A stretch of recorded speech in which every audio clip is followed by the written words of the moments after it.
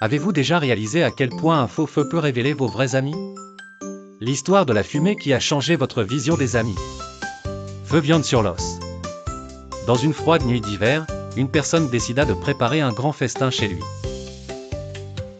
Il tua un veau, le fit rôtir et le cuisiner à l'intérieur de la maison, ce qui provoqua une montée de fumée par les fenêtres et la cheminée.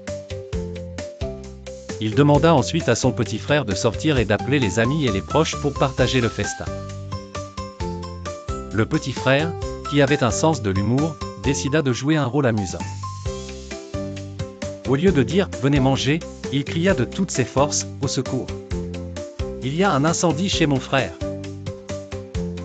Sa voix était forte et audible, et les gens accoururent de leur maison, courant pour sauver la famille de l'incendie supposé. En quelques minutes, les gens se rassemblèrent devant la maison, cherchant des signes d'incendie. Lorsqu'ils arrivèrent à la porte, ils virent de la fumée s'élever de l'intérieur, mais ils ne trouvèrent aucune flamme ni incendie. Ils commencèrent à se demander ce qui se passait, jusqu'à ce que le grand frère ouvre la porte, portant un grand plateau de viande rôtie. « Bienvenue.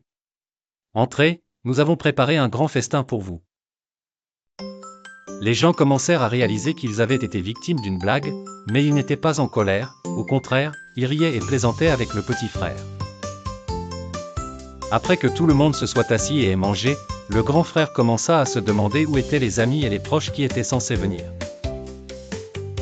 Il dit « Où est un tel et un tel? Où sont nos autres chers amis ?» Le petit frère le regarda et dit « Ces gens qui sont venus aujourd'hui pensaient qu'ils venaient nous aider à éteindre le feu. Ils méritent le festin plus que d'autres, car ils ont montré leur volonté de nous aider dans les moments difficiles. » À ce moment-là, tout le monde comprit que les véritables personnes sont celles qui se précipitent pour aider les autres dans les moments de détresse, même si elles ne les connaissent pas bien.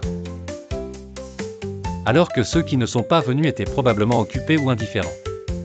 En conclusion, n'appelez pas quelqu'un qui est à vos côtés dans les moments de détresse, un ami ou un compagnon, car c'est lui qui vous a laissé tomber au moment où vous aviez besoin de lui.